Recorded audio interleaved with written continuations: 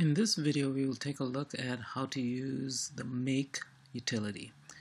Make is a way to automate compilation, that is, automating how you compile programs. Now, for small programs such as the ones that we are going to be using for the next couple of weeks, it's not that big a deal, but it's something that you should know about. Mainly because Make is used in just about any large C software program. When you have maybe 10 or maybe hundreds or thousands of small C files that you have to compile and make into one or more executables, then you need automation, some way to automate the process of compiling files. We will be doing some of that. We will take, for example, the Linux kernel and recompile the entire kernel. So we'll do that not in this course, but in one of the following courses, one of the courses that come after. And there we'll have the Linux kernel is made up of, I'm not sure exactly what the number is, but thousands of small C files.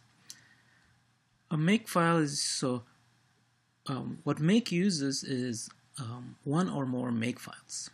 And a Makefile I've used an uppercase M because that's usually how you see a Makefile. That's the name of a Makefile, is uppercase M Makefile. And so a Makefile is what's used to specify all the steps needed to compile a file or recompile it. And the make command uses the Makefile to perform its task. So although Makefiles can be called anything, the convention is to call it either, the name of the file is usually uppercase M Makefile or lowercase m Makefile, or you can call it anything you want, and then the thing is the default is either uppercase M Makefile or lowercase m Makefile. Okay, so we start with simple Makefiles. Even with simple files, it's nice to have a Makefile just because all the commands used to create the executable are in there, so people don't have to guess what options you use and so on. So let's make a simple one. We'll use the 1.c that we've created. So before we start, let's take a quick look at the structure of a Makefile. Let's say let's say we just want to compile one single C file. So we set up a line with the name of the target. So the target that we want to end up with in the end is an executable called 1. And so we say 1 colon and then put a space, and then the source files or source code files that can affect the target. And you can put all of the ones that might affect this target. So in this case, we just have 1.c. And then on the next line, this is very important, you have to have a single tab on that line, followed by the commands that you would normally type in at the command line to make the target. So in this case, it's a tab followed by cc or gcc, and then all the usual things that we would type in at the command line. Once you set up this Makefile, you save it. You can save it as either uppercase M Makefile or lowercase m Makefile, or you can call something else, but these are the best options because Make by default looks for uppercase M Makefile or lowercase m Makefile. When you type in the make command, you type in make and then the target, the name of the target. So what make does is it says, okay, I see the target. Let's take a look at which files have been changed since the last time this target was made. So it actually checks the date and time of creation of the target and checks the date and time of all of the source files that can possibly affect this executable in this case. So Makefiles can be used for very many things, not just C programs, but we will only use it for C programs pretty much. Okay, so it'll compare the times of all the source files. If one of them has changed, it will recompile. It'll do all of the steps. It'll do all of the steps specified here. And you can have not just one line, you can have 10, 20, 30 lines. We'll see that in some Makefiles. So if, once again, make will check the time and date of this, and if it's older than any one of the source files that can affect the target, it will perform all of the steps below it. And that's one of the nice things about Makefile is, let's say we change one of the source files. All we have to do is, we don't have to compile that particular one and link it in with all the others. We saw how to link in the previous video. Instead, you put all of that information in a Makefile, type in make, and then make takes care of updating and recompiling anything that's needed to create this executable. Okay, so let's take a look at this, a simple example. So we have 1.c, and so let's create a Makefile. And I'll use uppercase M Makefile. And I'll put in a 1, I'll put in 1.c. And here this is important.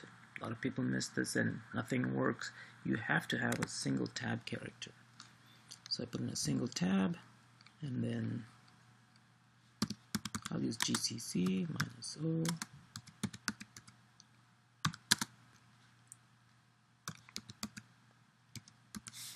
And I am going to use, oops, I want to use a -C option, so I'm going to have to Control D this, and let's check in VI whether everything was set up properly.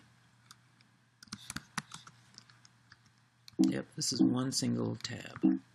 If I cannot move to the left, which is not what I'm trying to do, then we know it's a tab. And I'm going to put in a -C because this particular 1.c depends on another file, as we saw in the previous video. Okay. Oops.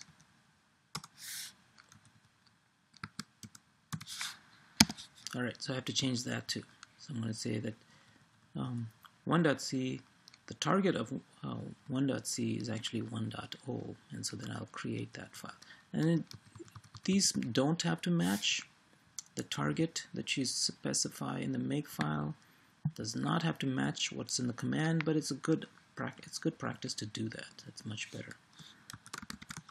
Okay, so now what do? I say make 1.0.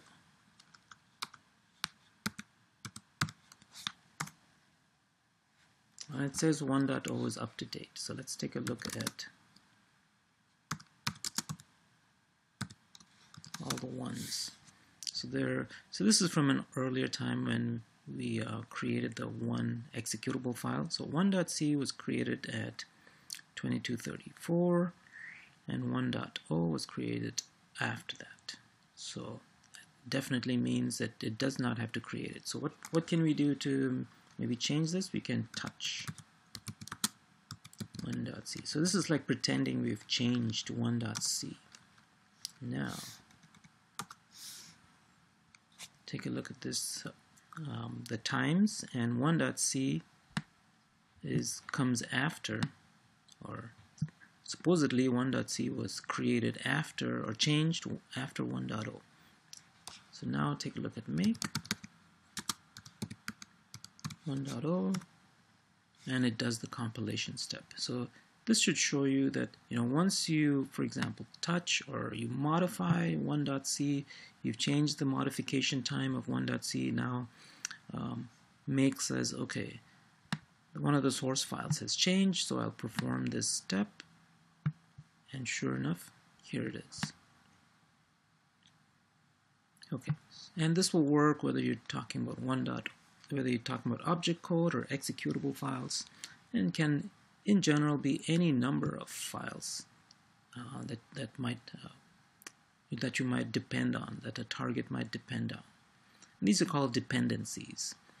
The target one depends on a whole bunch of other files, in this case just one. And so all of these dependencies have to be reprocessed. In this case, you just have to recompile it and you take care of the target. Okay, so to compile a single file plus a mathlib, all you have to really do differently is to put in the -L for link option with the Makefile, with the math library. So remember that -lm refers to libm.a. Okay, so if you want to do that, let's take a look. I think this is in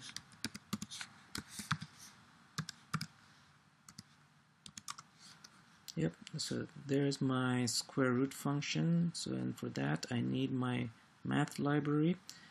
On a lot of systems, actually, this is sort of included by, that is, the math libraries is put in by default. For example, on Mac OS X it is. On Linux it isn't, as far as I know. If you don't use the -lm option when you compile it, you get at least a warning. Okay. So let's take a look at this Makefile and see if we can do something for this. So it goes without saying, you can have any number of targets. So I'm going to have like 17-9, which I believe is the right one. 17-9.c, and then put in a single tab. So remember, always just a single tab.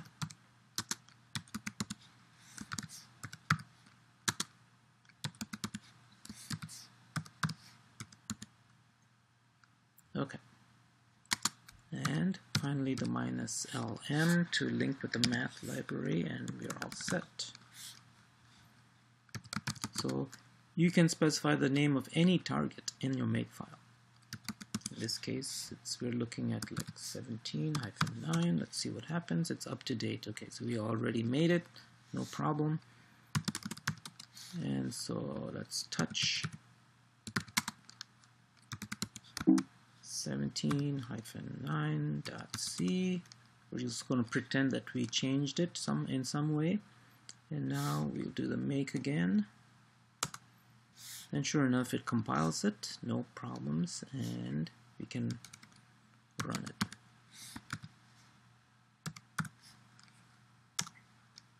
Okay. What else can you put in Makefiles? Anything you want. So it's quite common that you will find a Makefile with a section called clean, no dependencies, and it'll say remove -rf, remove -f star.o. And what this says is remove all object codes. You're going to clean up this file system, all the object codes, that's just clutter. And so you can remove files, you can remove output files, for example. If you know you're going to create some output files, you remove those. Things like that. So, and now all you have to do is say make clean, and it removes the object code, object files. And so we used to have a 1.0 and 2.0. Those files were just removed by this make clean command. So once again, let me cat out this Makefile. And you can see the logic. Clean does not depend on any other files. And what it'll do is just remove all .o files.